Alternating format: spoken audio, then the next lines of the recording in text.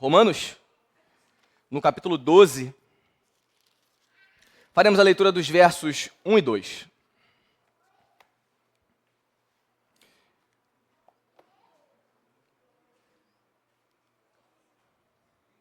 Amém.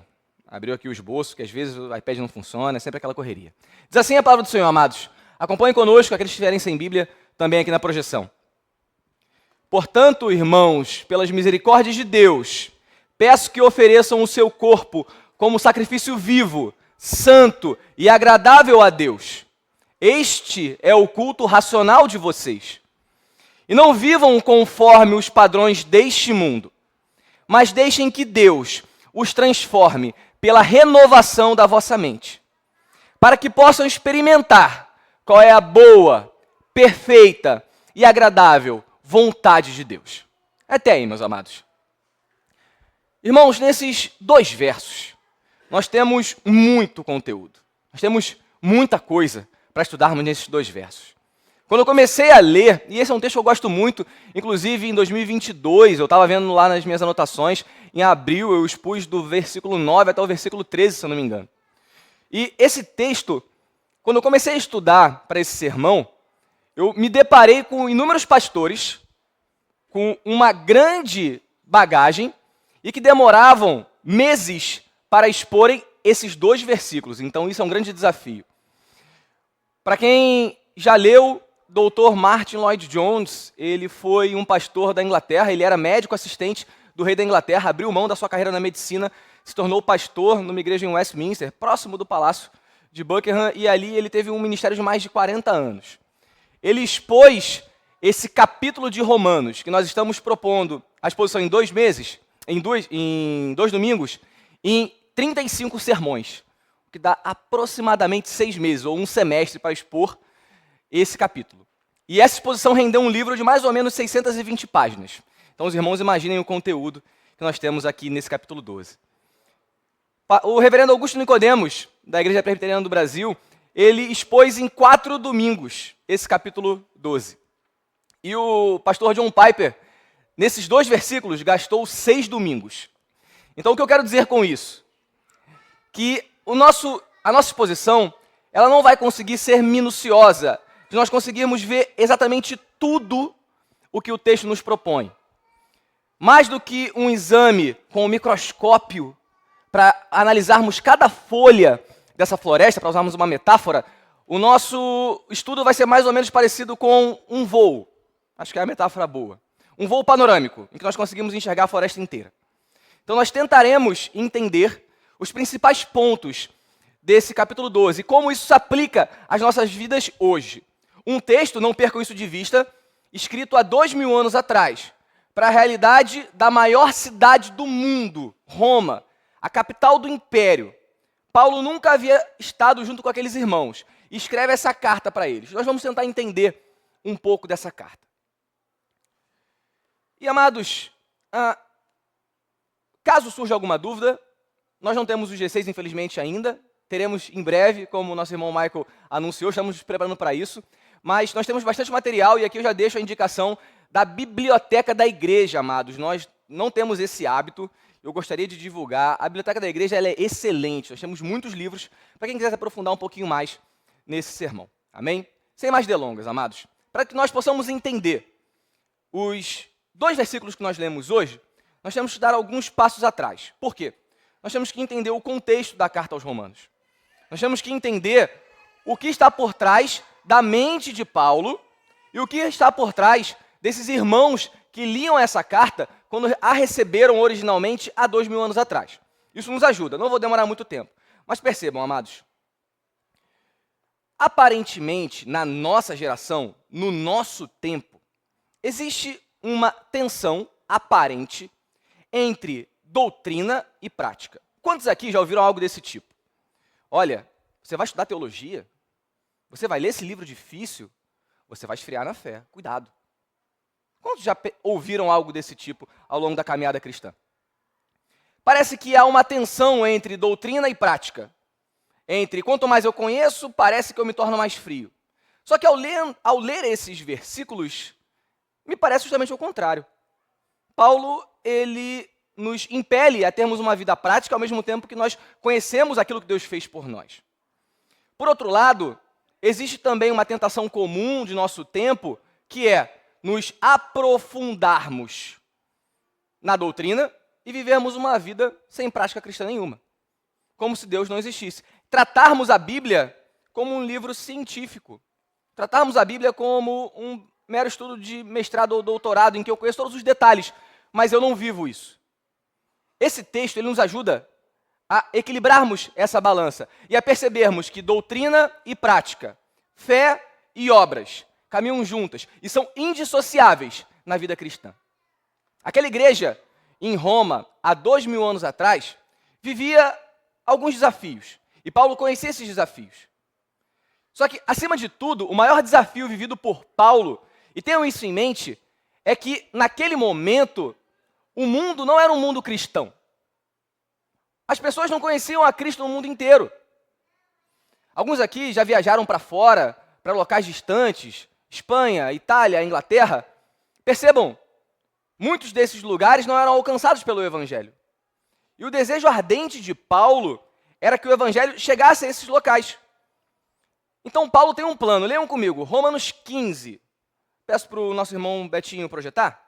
Romanos 15, nos versos 23 e 24. Paulo escreve o seguinte, bem no finalzinho da carta. Mas agora, não tendo mais campo de atividades nessas regiões e desejando há muito tempo visitá-los, pensem em fazê-lo quando eu viaje para a Espanha, pois espero que, de passagem, eu possa vê-los e que vocês me encaminhem para lá, depois de haver primeiro desfrutado um pouco da companhia de vocês. Paulo tinha um plano. Grande parte do mundo conhecido do Império Romano tinha sido alcançado. Síria, Israel, Itália, Turquia, Grécia, Macedônia. As igrejas que nós conhecemos, Filipos, Éfeso, Corinto, essas igrejas já tinham alcançado grande parte do mundo conhecido. Mas existia uma parte do Império, uma parte do mundo civilizado que não era conhecida, que não era conhecido do Evangelho. Espanha, como Paulo cita, Bretanha, que é a Inglaterra, a Gália, que é a França, o Evangelho não havia chegado até lá. E Paulo tinha planos missionários para essa região. Então, qual é a ideia de Paulo? Eu vou passar por Roma, estarei com vocês, evangelizarei vocês, irei consolar vocês com meus dons, mas me enviem para que eu pregue a mensagem do Evangelho nesses locais também onde ele não chegou. E, amados, essa visão missionária de Paulo ela é tão importante que ele vive a sua vida no livro de Atos, passando de igreja em igreja, pregando o Evangelho, divulgando o Evangelho. E agora ele almeja chegar num lugar mais longe que existia naquela época. A América do Sul ainda não havia sido descoberta. Então, era a Espanha. E aí ele esperava que aquela igreja o recebesse e financeiramente o apoiasse nesse envio. Isso é importante para o nosso quadro. Por quê? A nossa distância temporal, para eles, dificulta ver uma coisa. Para a gente, é importante nós compreendermos as missões, porque nós fomos alcançados por elas. Muitos de nós já ouviram nomes como Zacharias Taylor, já ouviram nomes como Spurgeon, já ouviram nomes como Calvino, que enviaram missionários para regiões longínquas do mundo, inclusive a América do Sul. Mas para os romanos, que viviam no centro do império, que viviam na capital, na maior cidade do mundo, para eles essa importância não era tão perceptível assim. Então o que Paulo faz? Ele escreve o maior tratado teológico da história, que é o livro de Romanos. Ele escreve o livro de Romanos com um dos motivos, ou uma das motivações, para a igreja de Roma, me apoie, porque eu preciso levar o evangelho àquelas pessoas tão distantes. Você fala assim, Tardelli, o que isso tem a ver com o capítulo 12 de Romanos? Vamos chegar lá, me acompanhe. Capítulos 1, 2 e 3, Paulo traça um panorama do mundo. Ele fala, todos estão perdidos. Tanto judeus quanto gregos, todos, se não receberem a Jesus, estão eternamente condenados. Ele traça uma situação do mundo, ele traça um panorama. E versículos conhecidos, Romanos 3, versículos 10, 11 e 12. Presta para mim, Betinho, por favor. Muitos de nós conhecemos de cabeça esses versículos. Como está escrito, não há um justo sequer. Não há quem entenda, não há quem busque a Deus. Todos se desviaram e juntamente se tornaram inúteis. Não há quem faça o bem, não há um sequer.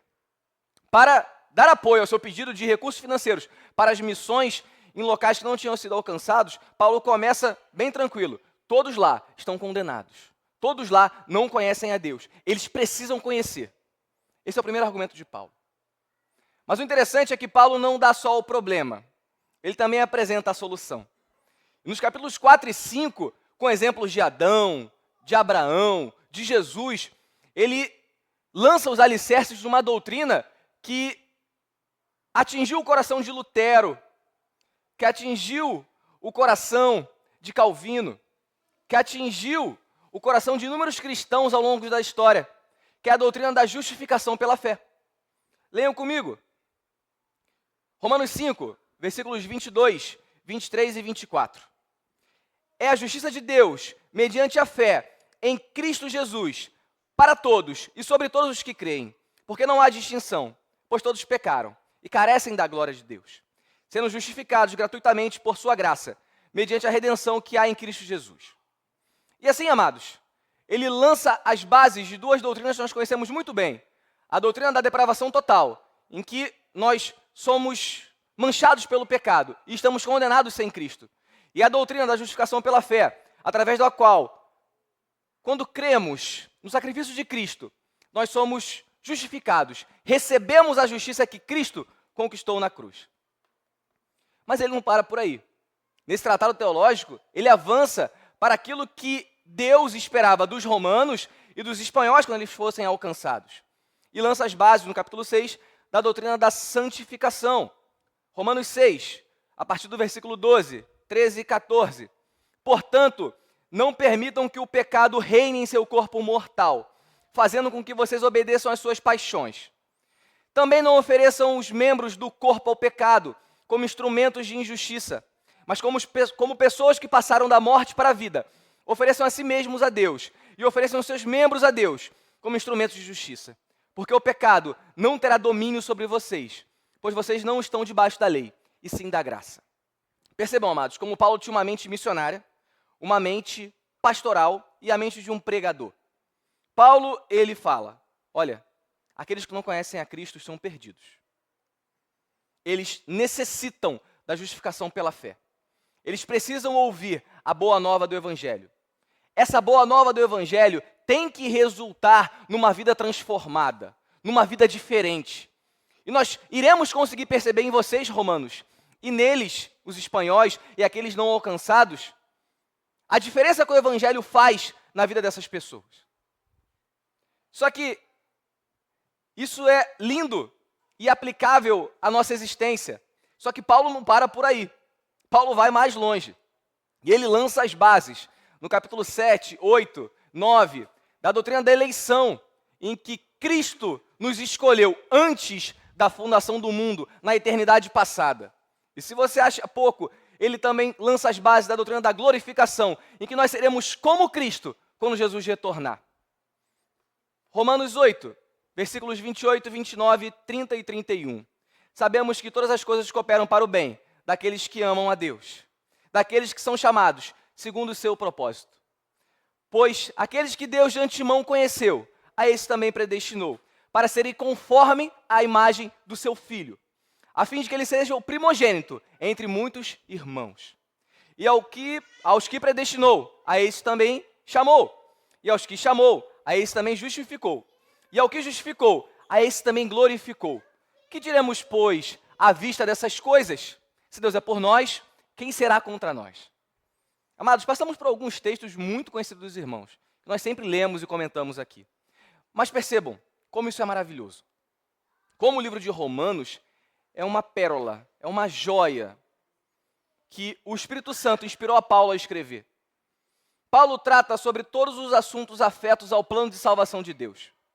Aquilo que Deus revelou a Paulo, ele escreve, ele registra para que nós possamos conhecer e para que isso sirva de motivação àquela igreja a apoiar o ministério missionário de Paulo e enviá-lo até os confins da terra. Paulo não queria conforto, ele queria ir o mais longe possível para viver do Evangelho, para viver o Evangelho. E ao fazer essa demonstração, essa explicação de como se dá a salvação, e percebam, nós já lemos Romanos milhões de vezes. E aqui eu deixo a nossa dica cultural. do podcast do reverendo Augusto Nicodemos, são 66 sermões sobre o livro de Romanos. Eu consegui ouvi-lo já 2 vezes nas minhas corridas, graças a Deus, e é muito bom. Esse livro explicado e comentado nos ensina ou nos mostra o plano de Deus para as nossas vidas. Só que isso é tão maravilhoso que Paulo exulta em gratidão a Deus. Esse plano é tão lindo, é de tanto amor, que Deus, antes da fundação do mundo, sem mérito algum da nossa parte, nos escolheu. Em algum momento da nossa vida, mesmo quando nós estávamos afundados em pecados, Ele nos chamou. Ele nos justifica e imputa em cada um de nós os méritos de Cristo. E a partir dessa transformação, a nossa vida é mudada pela ação do Espírito Santo. E nós um dia seremos glorificados e teremos um corpo sem pecado. Quando Paulo termina de explicar isso, ele exulta em Romanos 11, versículo 33 até o versículo 36. Ó profundidade da riqueza, tanto da sabedoria quanto do conhecimento de Deus. Quão inexplicáveis são os seus juízos e quão insondáveis são os seus caminhos. Pois quem conheceu o Senhor, ou quem foi o seu conselheiro, ou quem deu alguma coisa a Deus para que isso lhe seja restituído? Porque dele, por meio dele e para ele são todas as coisas. A ele seja a glória para sempre. E amém. Essa é a oração de Paulo, quando ele termina essa exposição sobre a salvação. E o nosso versículo de hoje começa exatamente após essa oração. E amados, aqui nós começamos a exposição dos versículos 1 e 2. Percebam, Paulo, ele começa Romanos 12 da seguinte forma: portanto, irmãos, pelas misericórdias de Deus. Essa frase, ela simplesmente compacta, ela zipa todo o conteúdo que nós comentamos até agora.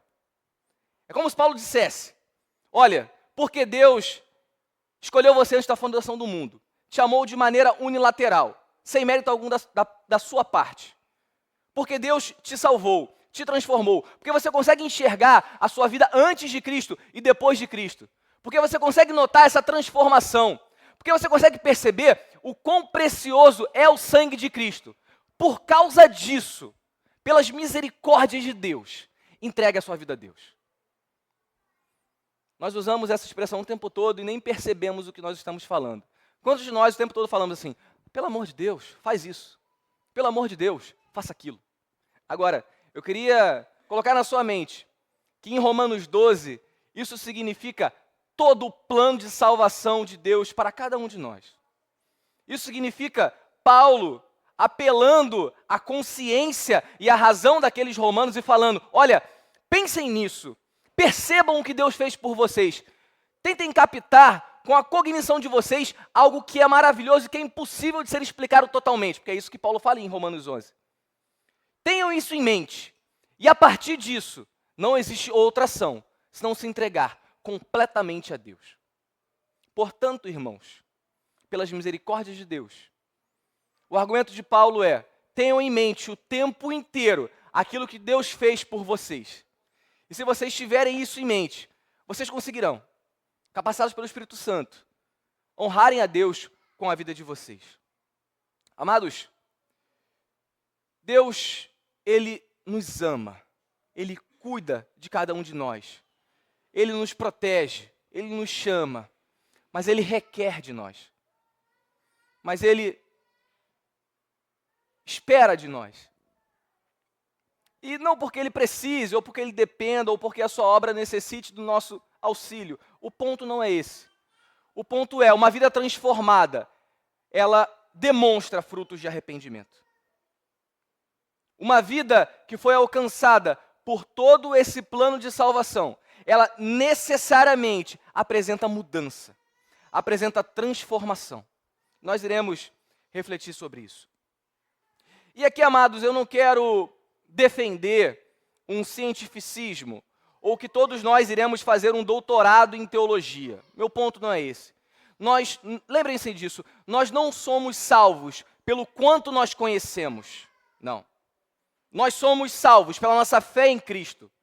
Mas o ponto é, Salmo 119, lâmpada para os meus pés é a tua palavra e luz para o meu caminho. Quanto mais eu conheço a palavra do Senhor, quanto mais eu conheço esse plano revelado de Deus na minha vida, mais eu tenho luz no meu caminho, mais eu enxergo à minha frente, mais nítida é a boa, perfeita e agradável vontade de Deus para cada um de nós. O que Paulo tem em mente é, olha, nem todos vocês, romanos, serão apóstolos. De fato. E ele trata sobre isso, veremos na semana que vem, no versículo 3 e 4. Porque pela graça que me foi dada, digo a cada um de vocês, não pense de si mesmo além do que convém. Pelo contrário, pense com moderação. Paulo ele vai tratar isso, ele faz a metáfora do corpo aqui, novamente em Romanos. Cada um de nós tem uma função nesse corpo. Nenhum de nós somos apóstolos, por exemplo, nem por isso nós vamos deixar de prosseguir, de continuar e prosseguir conhecendo a Deus. O ponto de Paulo é, prossiga, conheça esse plano, se deleite nele, busque entender e aplicar a palavra de Deus na sua vida, dia após dia. E aqui, amados, quando nós falamos recorrentemente sobre o devocional diário, sobre uma vida de oração, sobre dedicação de tempo para estar próximo de Deus, isso não é um mantra, isso não é algo místico, isso não é uma repetição que eu faço sem pensar, não. Isso é me encher, é ter na minha mente aquilo que traz esperança, é encher o meu coração de luz, é ter no meu coração e na minha boca, ou melhor, encher o meu coração e a minha boca daquilo que glorifica a Deus. E amados, nós somos cheios de tantas coisas, televisão, futebol, Botafogo, nós somos cheios de tantas coisas, mas percebam um convite de Deus para cada um de nós, pelas misericórdias de Deus, pelo amor de Deus, e pelo amor de Deus de uma forma bíblica, não na nossa forma deturpada. Entreguem os seus corpos a Deus. Entreguem quem vocês são. Prestem um culto racional a Deus. Amados, ao descobrirmos e compreendermos o que Deus fez por nós, não há outra resposta que não uma vida espiritualmente fervorosa. Uma ética arraigada à Bíblia e um modo de pensar correto. Não existe. Ao entendermos o que foi revelado sobre a obra salvífica de Deus, nós seremos capazes de cada vez mais nos entregarmos e vivermos essa boa, perfeita e agradável vontade de Deus. E amados, o plano de salvação é a base da nossa vida diária. Nós temos inúmeras doutrinas que nós conversamos aqui o tempo todo, em tantos G6, tantas reuniões, tantos eventos. Mas essas doutrinas não têm nenhuma relevância se nós não colocamos elas em prática. Não adianta eu saber sobre justificação, santificação, regeneração, vida após a morte, união hipostática de Cristo, as duas naturezas de Cristo. Existem inúmeros nomes interessantes para que nós possamos estudar. Mas se isso não se transforma numa prática diária de amor, paz, alegria, paciência, bondade, benignidade, mansidão, domínio próprio, fidelidade, de nada adianta. Isso é vazio. Isso é um culto que não agrada a Deus. Isso é um culto irracional. Isso é um sacrifício que Deus simplesmente rejeita. Não à toa que nós expusemos aqui há algum tempo atrás os salmos de peregrinação, e nós estudamos sobre isso. Nós estudamos sobre isso no Sermão do Monte. Se você tem um sacrifício, Jesus falava, e você vai entregar e está com um problema com seu irmão, para. Não sacrifica no templo, não. Falando há 2000 anos atrás. Vai lá, resolve o seu problema com ele. Depois você volta aqui. Desde lá, a verdade é uma. Prática desprovida de um coração sincero e arrependido, de nada adianta. E amados, nosso texto base, essa expressão, ela é repleta de significado. Mas nós iremos adiante, por conta do tempo. Paulo diz o seguinte: peço que ofereçam o seu corpo como sacrifício vivo, santo e agradável a Deus. E aqui, irmãos, nós temos que ter em mente duas coisas para entendermos essa frase que, para quem não conhece ou nunca ouviu falar sobre o sistema sacrificial do Antigo Testamento, ela soa estranha. Ela é diferente. Para alguém que não está acostumado com o vocabulário cristão e o vocabulário judeu. Ofereçam os seus corpos como sacrifício vivo, santo e agradável a Deus. O que isso quer dizer? Nós temos duas pistas na Bíblia que nos ajudam a entender bem esse texto. O primeiro deles nós já lemos, Romanos 6. Leiam comigo, versículos 12 a 14. Na própria carta, quem chegou no capítulo 12 iria passar pelo capítulo 6, porque era uma carta. Então, Paulo já teria introduzido esse assunto. Portanto, não permitam que o pecado reine em seu corpo mortal, fazendo com que vocês obedeçam às suas paixões. Também não ofereçam os membros do corpo ao pecado, como instrumentos de injustiça, mas, como pessoas que passaram da morte para a vida, ofereçam a si mesmos a Deus e ofereçam os seus membros como instrumentos de justiça. Porque o pecado não terá domínio sobre vocês, pois vocês não estão debaixo da lei, e sim da graça. Percebam o contraste entre os dois textos, de Romanos 6 e Romanos 12. E um deles, Paulo fala, não entreguem o seu corpo como algo que resulte em injustiça, mas entreguem o seu corpo a Deus como um sacrifício vivo. O que Paulo está falando aqui? Amados, nós não podemos viver uma vida de pecado. Em resumo, é isso. Nós não podemos viver uma vida que negue a Deus com as nossas ações. Nós não podemos professar algo que nós não vivemos. Nós não podemos professar dia após dia uma profissão de fé que não tem resultados práticos.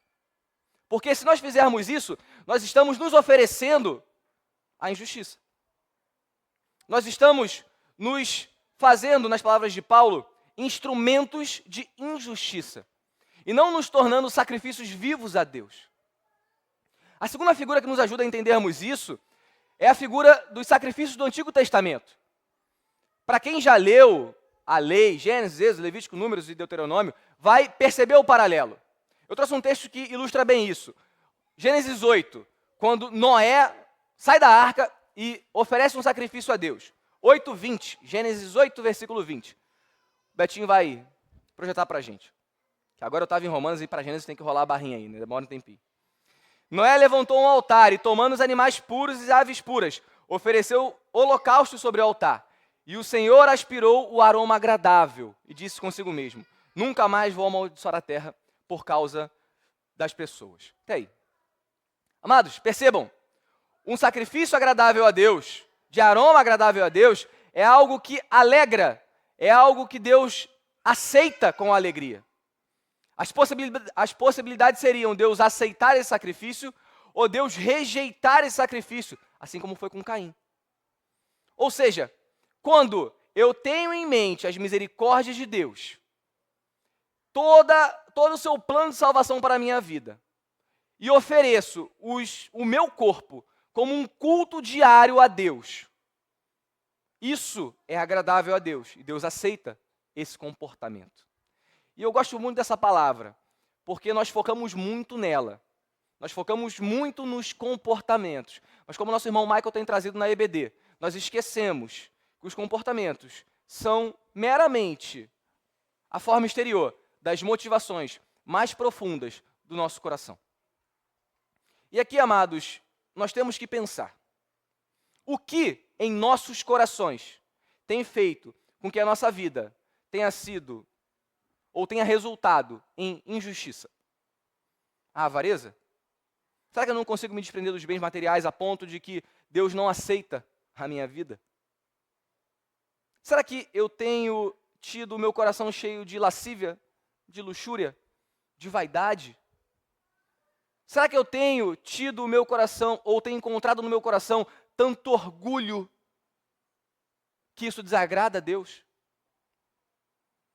Percebam, amados, comportamentos são reverberações exteriores daquilo que há de mais profundo nos nossos corações.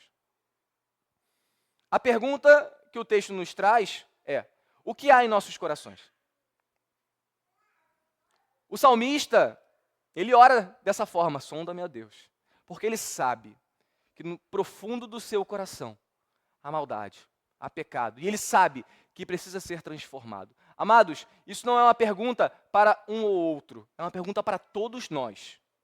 Todos nós precisamos ter o coração sondado por Deus, para que Ele nos transforme e que possamos viver de forma agradável a Ele. Então, amados, com essas duas ideias em mente, uma a do capítulo 6 de Romanos e com o sacrifício do Antigo Testamento, nós podemos entender que essa frase, ela tem como seu argumento, ou o argumento principal de Paulo nessa frase se abstenham de uma vida que não agrada a Deus, tendo em mente as misericórdias de Deus por vocês na cruz. Se abstenham do pecado, não usem os corpos de vocês para o mal, não cobicem com os olhos, não mintam com a língua, não roubem com as mãos, não utilizem os seus ouvidos para serem coniventes com a fofoca. Se abstenham do pecado, ou seja, vivam uma vida santa, e então Deus se agradará da vida de vocês. Amados, no século IV, um pregador chamado João Crisóstomo, na cidade de Constantinopla, e eu até me espantei ao achar essa referência quando eu estava estudando. Ele respondeu exatamente a pergunta que faziam para ele quando liam esse texto. Mas como eu vou ser um sacrifício a Deus? A resposta dele foi, no século IV, há 1.600 anos atrás, que a sua mão não roube, mas doe. Que a sua boca não minta, mas exalte a Deus. Que os seus ouvidos não ouçam a fofoca e sejam coniventes com ela. Amados, viver a vida como um sacrifício a Deus não é só me abster do pecado, mas é viver uma vida que realmente, de fato, agrade a Deus. Nós iremos meditar na próxima semana nos versículos 3 a 21, que o foco é justamente esse, nessa parte prática de como Deus, ou o que Deus espera de cada um de nós, mas sem spoiler, cenas dos próximos episódios para semana que vem. E aqui, amados, nós nos deparamos com uma frase que fecha o versículo 1, e é uma frase que causa muita confusão na igreja evangélica brasileira. Esse é o culto racional de vocês. Quantas vezes nós já escutamos algo do tipo, o culto racional, ele é centrado, ele é educado, ele é quase que frio. Nós utilizamos essa palavra racional como um sinônimo para um culto centrado. Quando, na verdade, aqui a ideia principal é opor a ideia de culto racional com o culto irracional. E aí, por que nós entendemos isso?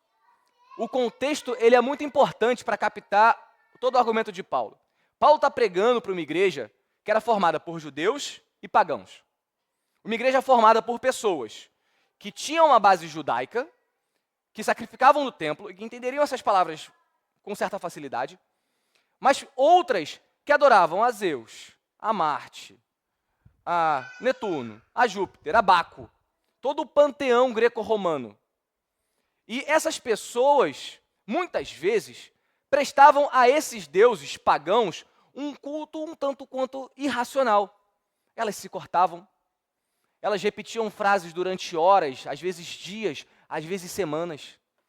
Elas ficavam em certas posições, deitado, ou em pé, ou de bruços, durante horas, como forma de culto. Elas repetiam mantras, sem nem saber o que aquilo significava. Acreditavam em amuletos, acreditavam em lugares mágicos.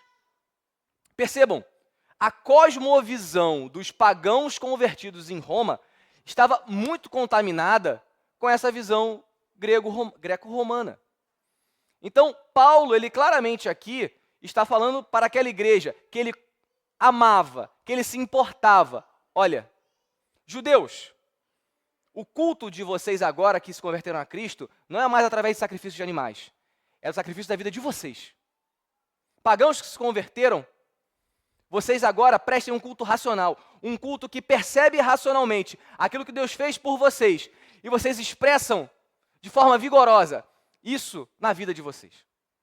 E esse culto racional, amados, não é um culto frio, não é um culto sem glória a Deus, sem aleluia. Um culto racional é um culto que entende aquilo que Deus fez e que de forma a colocar a cognição, e essa palavra é importante, a cognição está trabalhando para eu viver. E quando eu me deparar com uma situação, eu falo assim, caramba, eu desejo isso, mas isso é cobiça. Deus fez muito por mim, eu não preciso disso. Caramba, eu queria tanto esse dinheiro, mas isso é ilegal. Deus fez muito por mim, eu não preciso disso. Caramba, os meus olhos estão cobiçando fora do casamento. Isso está errado. Eu não posso, porque Deus morreu por mim. E Ele me transformou. Isso é o culto racional. Isso é o que Paulo convida a igreja de Roma a fazer, a perceber aquilo que Deus fez por eles, a se entregarem como um todo, deixando as suas paixões pecaminosas de lado e adorarem a Deus com a sua vida, com as suas ações. Amados, Paulo estava realmente preocupado com aquela igreja, realmente preocupado com as tensões que eles viviam. Tanto que se os irmãos estudarem os capítulos 12, 13, 14 e 15 da carta aos Romanos, Paulo trata dos problemas daquela igreja, dos desafios que aquela igreja enfrentava em Roma, localizado na Itália, nas casas, historicamente concentrado ali.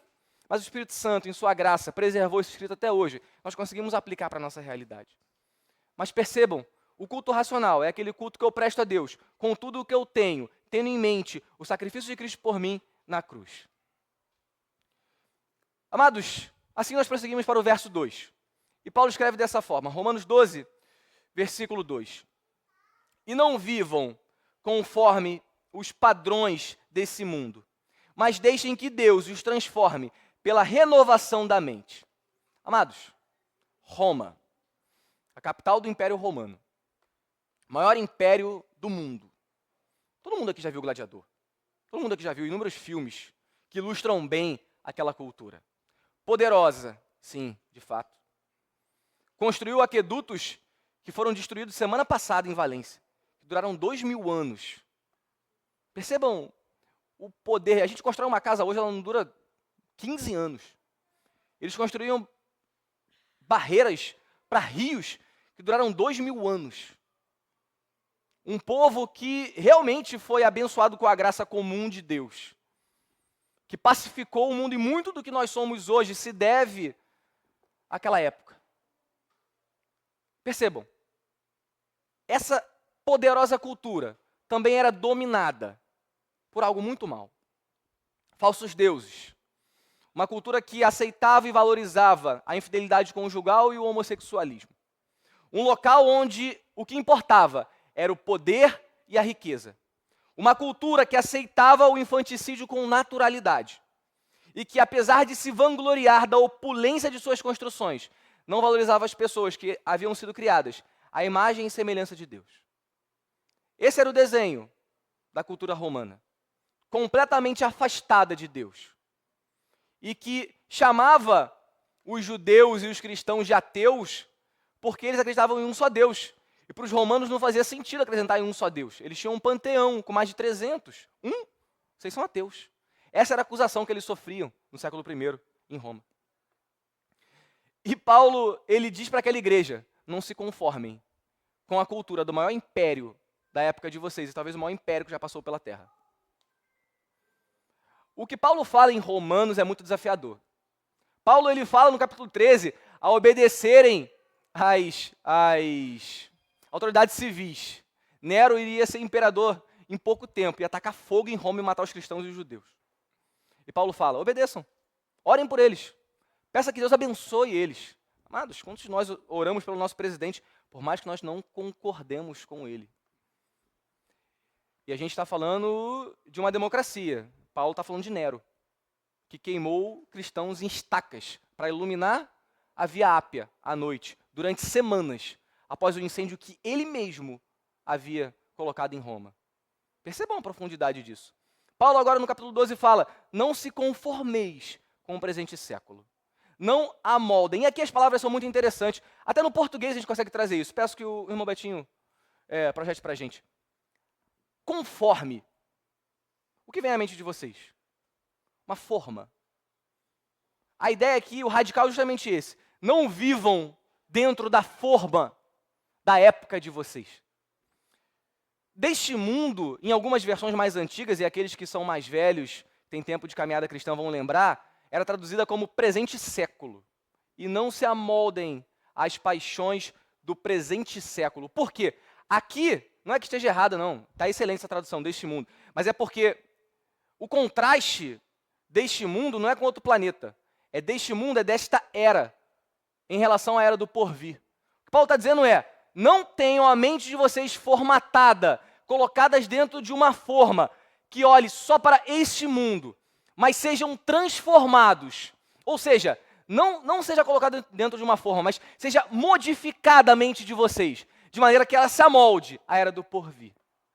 Para que os valores de vocês, para que aquilo que vocês têm de mais precioso não esteja aqui nessa realidade, mas na próxima. Amados, não devemos nos conformar com o modo ímpio de pensar da nossa geração. Amados, infidelidade conjugal não é correto.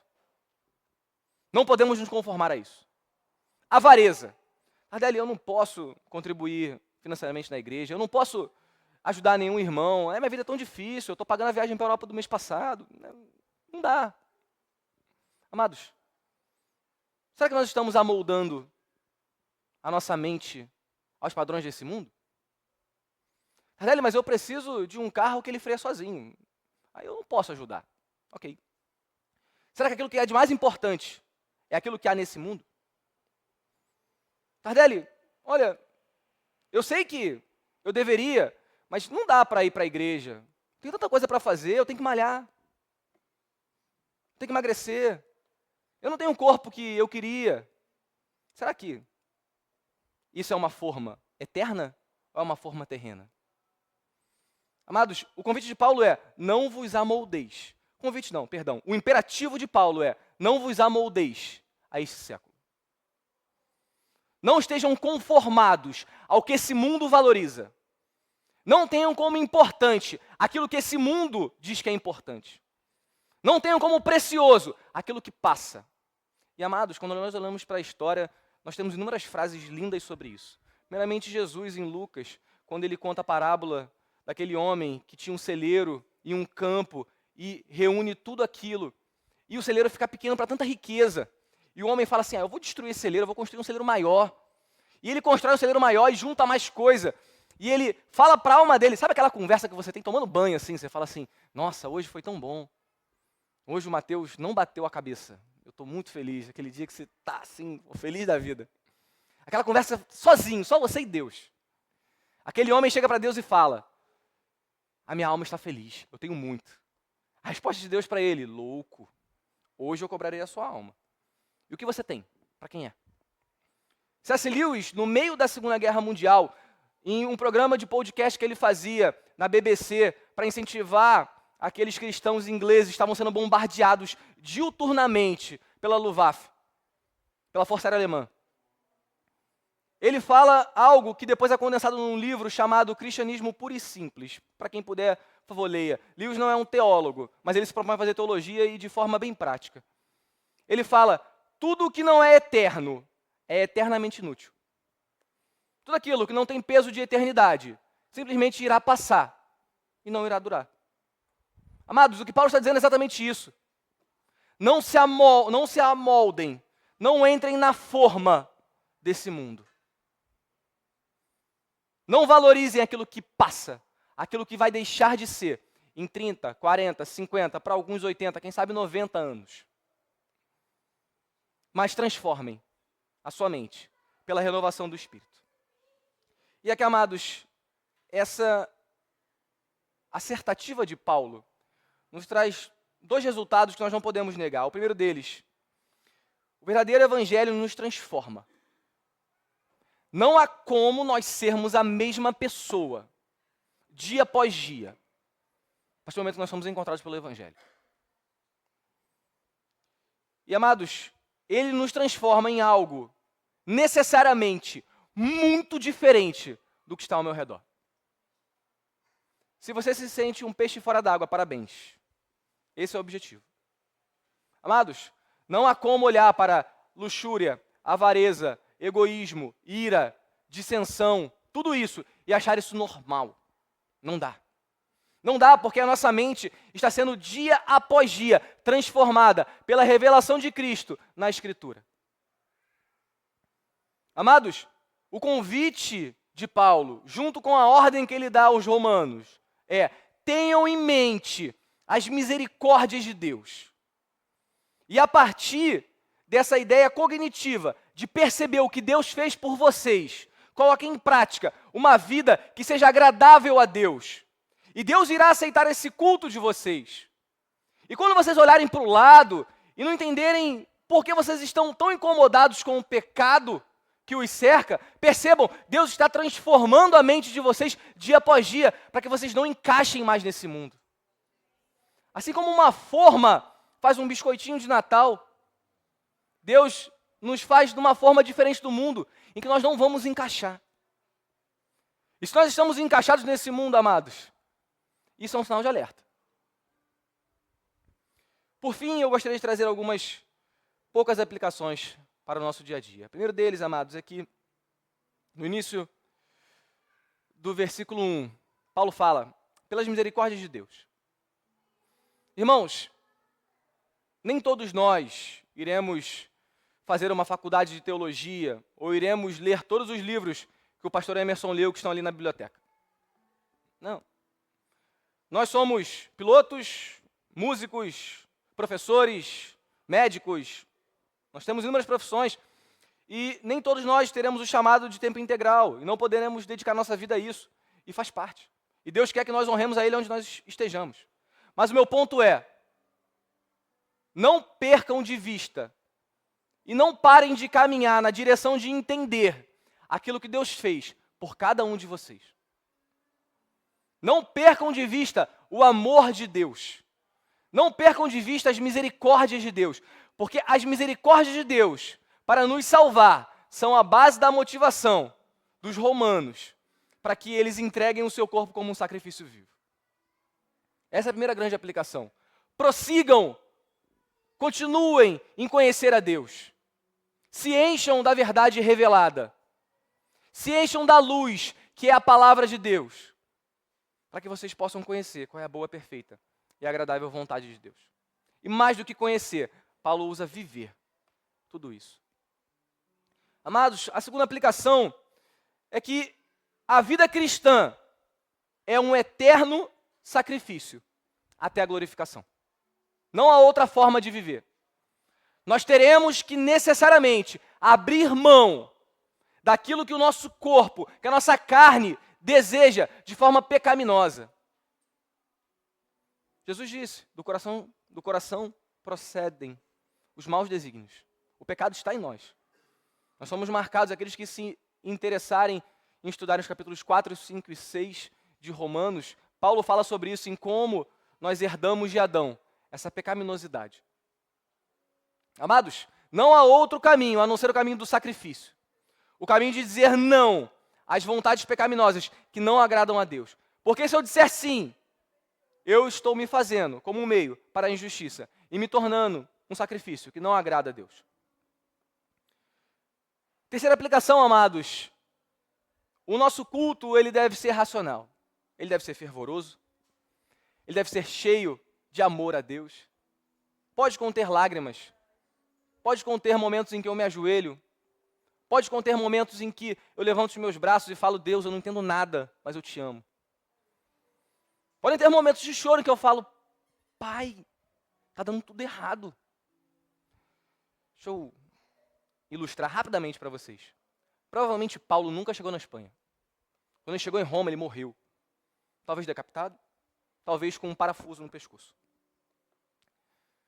Mas Paulo, quando ele está preso e escreve o último livro, de 2 Timóteo, ele fala, a carreira que me foi proposta, eu completei. Eu guardei a fé. A coroa que Deus me prometeu, eu irei receber. Eu cumpri aquilo que Deus quis que eu cumprisse. Paulo escreveu Romanos. Paulo escreveu Romanos, 1 Coríntios, 2 Coríntios, Gálatas, Efésios, Filipenses, Colossenses, 1 Tessalonicenses, 2 Tessalonicenses, 1 Timóteo, 2 Timóteo, Tito, Filemão. Hebreus eu não vou entrar no caso que a gente não sabe. Percebam, amados, olha a vida de Paulo. Até hoje, nós lemos os escritos dele, de um homem em que os planos deram errado. Alguém que morreu cego, preso, com frio, abandonado, sem conseguir enxergar um livro, porque o olho dele não funcionava mais. E ele pede a Timóteo, Timóteo, manda uma capa, manda um cobertor para mim, porque eu estou preso e eu estou passando frio. Esse homem, humanamente, deu errado. Mas quando nós estivermos na glória, nós encontraremos um grande galardão em Paulo. Amados, esse é o culto racional. Às vezes, não faz sentido, mas Deus sabe. Às vezes, os nossos planos dão errado. mas Deus sabe. Quarta aplicação, amados, e não vivam conforme os padrões desse mundo. Como é fácil nós vivermos conforme os padrões desse mundo. Como é fácil nós vivermos conforme os filmes, o Instagram. Como é fácil nós vivermos conforme o marketing, a propaganda. Como é fácil nós vivermos conforme os nossos desejos, aquilo que os nossos olhos veem e querem. Como é fácil ter a boca cheia de mentira e de fofoca. Como é fácil deixar os meus ouvidos serem um solo fértil para a mentira e a fofoca. Como é fácil olhar e apontar o erro de alguém. Como é fácil viver conforme os padrões desse mundo. Mas, amados, quando nós observamos a Escritura e percebemos aquilo que Deus requer de nós, nós percebemos que isso é completamente diferente do que o mundo nos oferece. Amor. Amor incondicional, assim como o de Cristo. Paz. Mesmo num mundo de ansiedade. Alegria. Quando nós temos enchentes, mortes, perdas, pobreza. Paciência num mundo em que eu quero tudo para ontem. Bondade num mundo em que as pessoas não se importam com ninguém. Fidelidade num mundo em que as relações de amor para com o próximo e para com Deus já não fazem mais diferença. Mansidão quando toda a arena política e social está tomada de ira. Domínio próprio quando tudo o que a minha vida deseja, eu quero dar a ela. Eu não me nego. O prazer é o centro da existência da nossa geração. Amados, o mundo, ele é diferente. E nós devemos ser diferentes deles. O convite de Paulo é, não se amoldem a esse mundo. Não entrem na forma desse mundo. Não estejam acomodados a essa realidade, a essa era, a este século. Porque essa não pode ser a realidade de um crente que foi alcançado pelas misericórdias de Deus. E por fim, amados, como última aplicação, deixem que Deus transforme a mente de vocês. Porque quando nós vivemos isso, e toda essa pregação é uma prática das nossas vidas, nós não passamos somente a conhecer, mas nós passamos a viver a boa, perfeita e agradável vontade de Deus. Amados, quando nós colocamos a nossa vida diante de Deus e a oferecemos como um sacrifício, assim como Paulo fez, e ele relata naufrágios, chicotadas, prisões, expulsões. Paulo foi levado preso a Roma, talvez tenha ficado preso mais de 2 anos. Mas, amados, ele viveu a boa, perfeita e agradável vontade de Deus. Muitas vezes a vontade de Deus não é a nossa vontade. Eu arriscaria dizer que na maioria esmagadora das vezes, a vontade de Deus não é a nossa vontade. Nós desejamos ter o controle sobre todas as coisas. Mas o convite de Cristo é, descansem. Coloquem diante de mim toda a vossa ansiedade, através de orações, súplicas e ações de graças. E sejam cheios de uma paz, que excede todo entendimento. Assim como a paz que excede todo entendimento é algo miraculoso da parte de Deus, viver a boa, perfeita e agradável vontade de Deus não é algo que os nossos corações e mentes muitas vezes irão captar. Então, por isso, eu termino esse sermão com os versículos 34 e 35 do capítulo 11 de Romanos, que nós já lemos. Pois quem conheceu a mente do Senhor? Ou quem foi o seu conselheiro? Ou quem primeiro deu alguma coisa a Deus, para que isso lhe seja restituído? Porque dele, por meio dele e para ele, são todas as coisas. A ele seja a glória eternamente.